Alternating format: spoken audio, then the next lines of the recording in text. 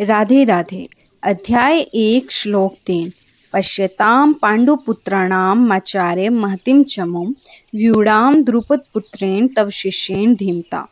दुर्योधन अपने गुरु द्रोणाचार्य से कहता है, हे आचार्य, पांडुपुत्रों की इस विशाल सेना को देखिए, जिसे आपके ही बुद्धिमान शिष्य धृष्टद्युम्न ने बहुत अच्छे से व्यवस्थित किया है।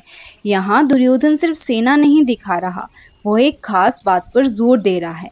आपके शिष्य ने ये किया है। अब समझने वाली बात, द्रुपद और द्रोणाचार्य के बीच पहले से ही झगड़ा था। द्रुपद ने एक यज्ञ किया था ताकि उसे ऐसा पुत्र मिले जो द्रोणाचार्य का वध कर सके, और उसी से धृष्टद्युम्न का जन्म हुआ। द्रोणाचार्य ये सब जानते थे, फिर भी जब वो शिक्षा लेने आया तो उन्होंने उसे पूरी युद्ध विद्या सिखाई। अब वही शिष्य आज उनके सामने खड़ा है और उसी ज्ञान से पांडवों की सेना को सजा रहा है। दुर्योधन सीधे कुछ नहीं कह रहा, लेकिन इशारों में बहुत कुछ बोल रहा है। वो द्रोणाचार्य को याद दिला रहा है कि आपका ही ज्ञान आज आपके खिलाफ है। वो पुराने झगड़े को भी हल्का सा छेड़ रहा है, और सबसे जरूरी, वो उनकी कमजोरी पर इशारा कर रहा है।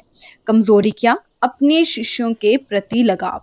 खासकर अर्जुन उनका प्रिय शिष्य था, तो दुर्योधन को डर था कहीं द्रोणाचार्य नरमी न दिखा दे, कहीं वे पूरी ताकत से न लड़े। इसीलिए दुर्योधन उन्हें प्रोवोक कर रहा था। आपका ही शिष्य सामने है, अब आपको पूरी ताकत लगानी पड़ेगी। और एक छुपी वार्निंग भी, अगर नरमी दिखाई तो हार भी हो सकती है।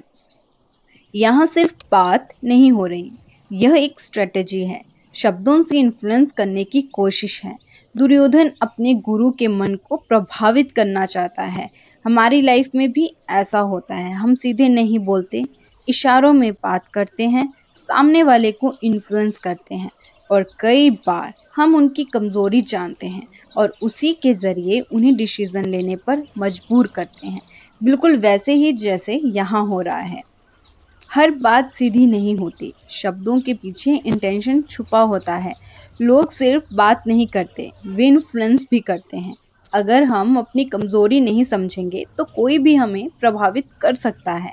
तो इस श्लोक में हम सिर्फ एक वाक्य नहीं देख रहे, यह एक स्ट्रेटेजी है, एक इशारा है, और एक छुपा हुआ इरादा है।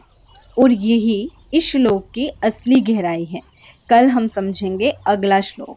तो आशा करती हूँ कि आज आपको मेरी ये छोटी सी कोशिश और ये श्लोक ज़रूर समझ आया होगा। मैं रोज़ ही एक नया श्लोक आपके पास लेकर उपस्थित होंगी और उसको अच्छे से डिटेल से समझाने की कोशिश करूँगी। मिलते हैं कल। राधे राधे।